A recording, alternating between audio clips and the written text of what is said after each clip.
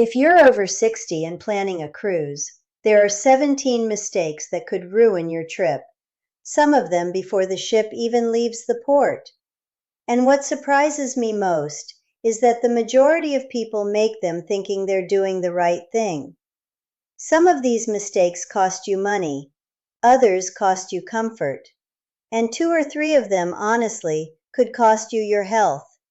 But here's the part nobody tells you. Your cabin steward already knows exactly how to fix almost every single one. Today, I'm going to tell you what they know. Hi there, I'm from Jamaica. Welcome back to my channel. I've spent more than 20 years in the cruise world, first as a travel advisor specializing in cruises, and now as a cruiser who simply never stops. And in all that time, I've seen the same mistakes repeat themselves over and over again, especially among experienced travelers who just were never told these specific things. Before I get started, if you find this video helpful, informative, or just entertaining in any way, please give it a thumbs up. I really do appreciate it. And if you haven't subscribed yet, now is the time. Let's get into it. Mistake number 1, booking the wrong cabin. Let's start with something that seems basic, but that very few people actually calculate correctly. If you're over 60 and have any mobility challenge, even a mild one, even if it's just that your knees aren't what they used to be, the location of your cabin matters so much more than you think. A cabin at the front or back of the ship can mean an extra 10 to 15 minutes of walking every single time you want to get to the dining room, the pool, or the theater. On a large ship like Royal Caribbean's Icon of the Seas, that's real. And if you're making that trip 4 or 5 times a day, by day 3, it's not just an inconvenience, it's exhaustion. Here's the fix. Ask for a cabin in the middle of the ship, on a mid-level deck. Not the lowest, not the highest. The center reduces ship movement if you're prone to seasickness, and it shortens the distance to almost everything. And talk to your cabin steward on day 1. Tell them exactly what you need. They can't change your cabin, but they can help you with routes, quieter elevator times, and more. I'll explain exactly how to have that conversation a little later. Mistake number 2, ignoring the emergency drill. I know you've heard this before, and so have I, but listen for just a moment. In 2019, the Carnival Horizon lost 2 valuable hours during a real emergency, searching for 23 passengers who had skipped the muster drill. And the problem isn't just the fine, which can run from $100 to $500 depending on the cruise line. The real problem is that if you don't know where your emergency station is, in a panic situation, you're going to lose time you simply don't have. This is especially important if you're traveling with someone who has reduced mobility. Elevators are locked down in emergencies. You need to know exactly which staircase to take, in which direction, and where to meet. The solution is simple. Arrive 10 minutes early to the drill. Memorize your station number. It's on your cruise card. And if you're traveling with a partner or companion, walk the route together that same afternoon. Mistake number 3, not declaring your full medical history when you board. This is one that a lot of people skip because it feels excessive, and it may be the most important one of all. Cruise ships have medical facilities on board, but they are not hospitals. If you have a medical event at sea, a drop in blood pressure, a reaction to medication, a fall, the medical team needs your complete history, and they need it fast. Holland America, Princess, and Celebrity, among other lines, include health forms in the online check-in process. Fill them out completely. Not just your obvious allergies, your blood thinners, your pacemaker, your history of vertigo, everything. And here's the cabin steward trick that very few people know about. On day 1, when your steward introduces themselves, you can ask for complete discretion and leave them a note with your essential medications and the cabin mini fridge available for storage. They are trained to keep that information private, and on many ships they can coordinate directly with the medical center if it ever becomes necessary. Mistake number 4. Underestimating jet lag before you board. I see this constantly on Mediterranean cruises and on crossings from Europe into the Caribbean. People arrive at the port the same day they board after an 8-hour flight, get on the ship, sign up for the welcome dinner, the 9 o'clock show, and the deck party. And the next morning they wake up at the first port of call, completely wrecked. Personally, I would not do it. Traveling one day before embarkation isn't a luxury. It's an investment in everything that comes after. One night at a hotel near the port might cost you $120 to $180, but it means you arrive rested, without the airport stress, and you can actually enjoy that first day of the cruise the way it's meant to be enjoyed. And if the flight was very long, ask your cabin steward not to disturb you for the first few hours after boarding. There's a right way to make that request without leaving your cabin unserviced, and I'll cover that in mistake number 8. Mistake number 5.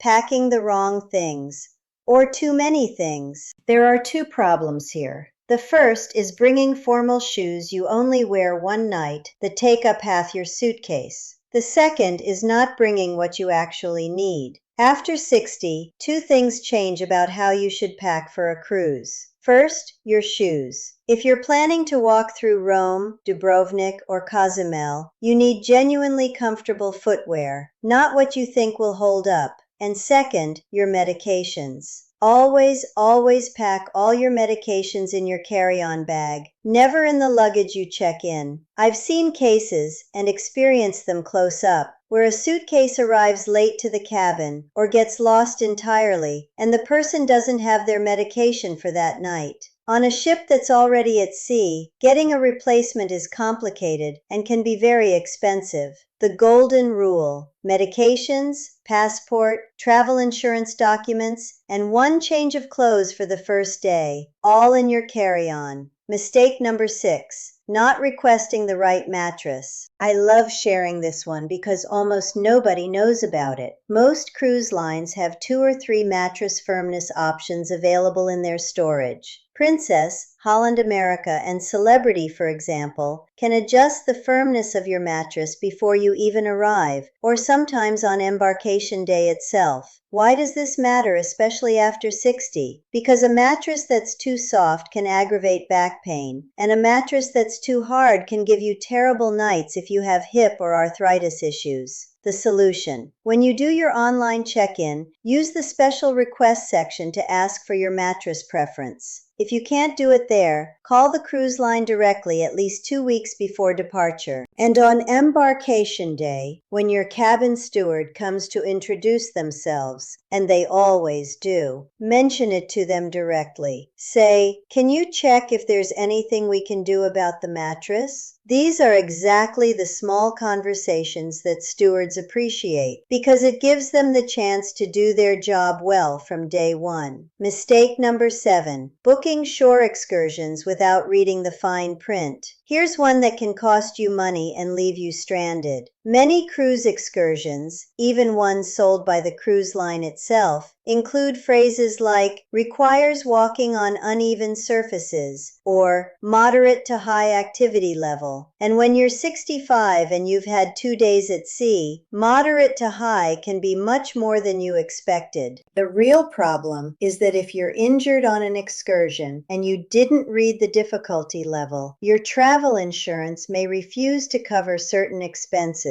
And if you book third-party excursions outside the cruise line to save money, which sometimes makes total sense, you need to know that if the ship leaves and you haven't returned to the port yet, the cruise line will not wait for you. My recommendation: always filter excursions by difficulty level. On Royal Caribbean and Princess, you can do it directly in the app. And if you have doubts about a specific excursion, ask your cabin steward. They've seen which excursions cause problems for passengers at each port, and they know more than they're usually asked. Do you book excursions through the cruise line or on your own? Let me know in the comments. I'm genuinely curious what the community does. Mistake number 8, not building the right relationship with your steward from day one. Okay, this is the one that changes everything. Your cabin steward is the most useful person you have on board, more than any customer service desk, more than the app. And yet most people treat them as if they're invisible or make last-minute requests with a note on the pillow. Here's what I do, and it works every time. On the first day, when the steward comes to introduce themselves, I take 2 minutes to actually talk with them. I tell them my name, I ask for theirs, I briefly explain my specific needs for that cruise, whether I prefer the cabin done in the morning or the afternoon, whether I need the mini fridge emptied for my medications, whether there's any physical limitation that would be useful for them to know about. That 2-minute conversation does 3 things. First, it humanizes the relationship. Second, it gives the steward real information to do their job better. And third, and this is what nobody says out loud, stewards have some discretion when it comes to small extras. An extra pillow shows up faster. An air conditioning issue gets fixed that same day instead of the next. It's not a dark secret. It's simply treating well the person who takes care of your space for a week or 2. And speaking of taking care of your space and your privacy while you travel, there's something many mature travelers overlook that can complicate a lot more than just a cruise. Every time you book a flight, search for a hotel, or sign up for any travel app, your personal information, your name, your email, your phone number, even your travel patterns, is being bought and sold by hundreds of data brokers you've probably never heard of. And that exposes you to very sophisticated phishing scams, especially ones targeting travelers. That's why I use automatically contacts those data brokers and requests that they remove your information. I started using it a few months ago, and I receive monthly reports showing exactly which brokers have deleted my data. Signing up takes less than 5 minutes. You create an account, you authorize them to act on your behalf, and they handle the rest. The annual plan works best because they keep removing your information every month, even as new brokers appear. I have an exclusive code with number % off the annual plan. I'll leave it in the description and in a pinned comment. Now let's get back to the mistakes. Mistake number 9, relying on the minibar to stay hydrated. This sounds small. It isn't. On Caribbean or Mediterranean cruises in summer, dehydration is a real risk for mature travelers, especially when you combine sun on deck, time ashore, and the fact that the sense of thirst actually decreases with age. The minibar problem is twofold. First, bottled water from the minibar can cost between $5 and $8 a bottle on lines like MSC or Carnival. Second, many people don't realize that even with a drinks package included, minibar water is still not covered. The solution: on embarkation day, ask your steward to empty the minibar fridge, or ask them to show you how to block minibar charges from the cabin TV. On Royal Caribbean and Norwegian, you can do it directly from the television. And always carry a refillable water bottle. Most ships have water stations at the buffet that you can access anytime. Mistake number 10. Skipping travel insurance because you already paid. Honestly, this is the one that's hardest for me to watch. There's a very common mindset of, I already paid for the cruise, why would I spend more on insurance? And I understand the logic. But after 60, the probability that something medical comes up between your booking date and your departure is statistically higher. I'm not saying that to scare you. I'm saying it because it's true. A 7-night cruise for 2 people in a balcony cabin can cost between $3,000 and $6,000. If you have to cancel without insurance 2 weeks before departure because of a hospitalization, you lose almost everything. A comprehensive cancellation policy for that same trip costs between $200 and $400. And the best ones, those that include cancel for any reason coverage, refund up to 75% of the total cost. My personal position: if you're over 60 and booking any cruise over $2,000, travel insurance is not optional. It's part of the real price of the trip. Mistake number 11, not asking for your cabin to be ready early. Here's something very few people know that can make your embarkation day so much more comfortable. Normally, cabins aren't ready until 1 o'clock or 2 o'clock in the afternoon. If you board at 11 o'clock in the morning, you have 2 or 3 hours wandering the ship with your carry-on. When you have medications that need refrigeration, or you're simply tired from the journey, that gets old fast. But here's what you can do. Contact the cruise line by phone or through the app chat 48 hours before boarding and explain that you're traveling with medication that requires refrigeration. In most cases, not always but often, they can prioritize having your cabin ready earlier. And if you're boarding under a suite program or as a frequent cruiser, this is almost guaranteed. And when you arrive on the ship that first day, instead of going straight to the buffet with everyone else, which is exactly the chaos you'd expect, go to the main dining room. Many ships open it for lunch on embarkation day with table service. No lines, no crowding, and actual silverware. Mistake number 12, going to the spa without checking the charges first. The spa. Tempting, necessary, and a source of some rather unpleasant surprises on the final bill. Cruise ship spas are managed by outside companies, mainly Steiner Leisure, and their prices are not included in virtually any drinks or all-inclusive package you may have purchased. A 50-minute massage can cost between $150 and $200. And the gratuity, which appears as suggested but is almost always pre-added, tacks on another 18 to 20%. What you can do. On embarkation day, spas typically offer their best prices of the entire cruise during a welcome presentation, usually in the first 2 hours after boarding. If the spa interests you, go before it fills up. But review exactly what's included and what isn't before you sign anything. Have you ever had a surprise charge from the spa on board? Let me know below, because I know I'm not the only one. Mistake number 13, not adjusting gratuities based on the service you actually received. I'm going to be direct here because it's a topic where a lot of people have questions and nobody speaks plainly. In 2026, automatic gratuities across the major cruise lines run between $17 and $20 per person per day in a standard cabin. On a 7-night cruise for 2 people, that's $238 to $280 in gratuities alone.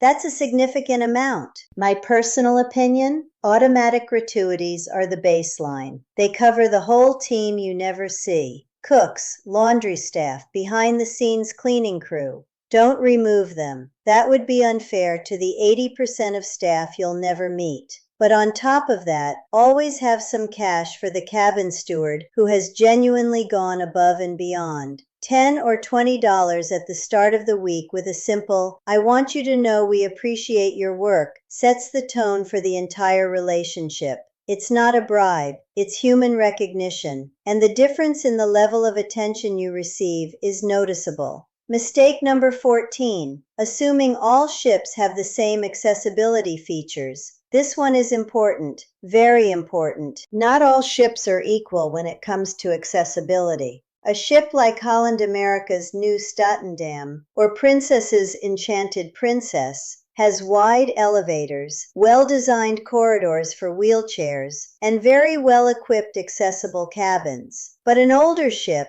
some of the ones operating on MSC or even Carnival on short routes, can have real limitations that don't show up on the booking page. If you have any accessibility needs, even if it's just that you prefer not to navigate stairs with luggage, call the cruise line directly before booking and ask specific questions. How many elevators does the ship have? Where are they located in relation to the dining room and the theater? Do the accessible cabins have a curbless shower? And once you're on board, your cabin steward can be an invaluable resource. Ask them which times of day are least crowded for the elevators, what the most direct routes are to the spaces you'll use most, and whether there's anything they can do to make getting around the ship easier for you. Mistake number 15, not using the cruise app the right way. I know the cruise line apps can sometimes feel more complicated than they should, but there are 3 features that, if you use them correctly,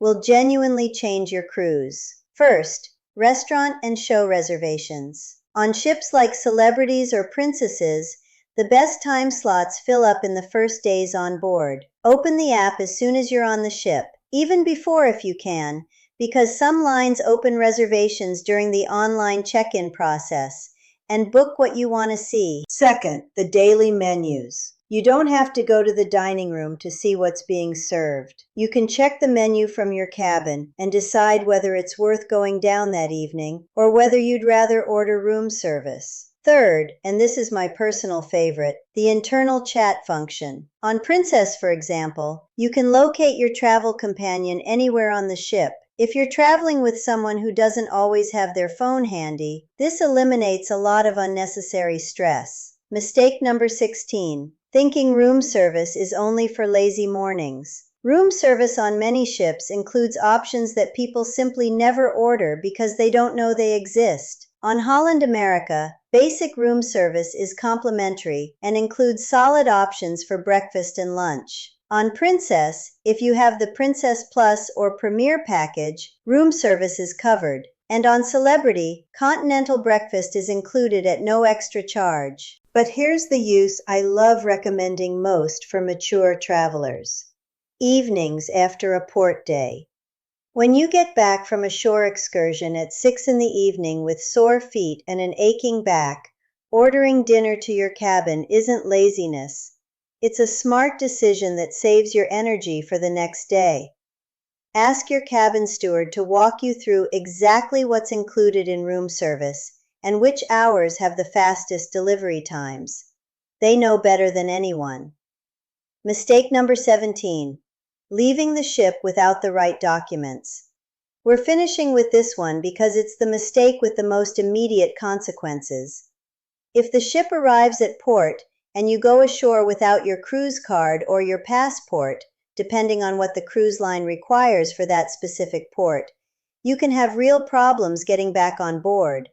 And in some international ports, you need the physical passport, not just a photo on your phone. Since 2025, several European countries, including Schengen area nations with the new EES entry and exit system, require biometric registration on your first entry. That can mean lines of 30 to 60 minutes at some airports and ports. If you have a Mediterranean cruise with multiple stops, factor in that extra time. The rule I always follow: before going ashore at any port, check in the cruise line app exactly which documents you need that day. And if your cabin steward does their service in the morning before you head out, it's perfectly fine to ask them to leave your passport somewhere visible on the desk as a reminder. It's a small detail, but it's the small details that determine whether your cruise was perfect or not. And that brings us to the end of all 17 mistakes. Now tell me, which one surprised you most? Or is there one you've actually experienced yourself? Let me know in the comments, because I genuinely love reading your stories, and sometimes it's the comments that give me the ideas for the next videos.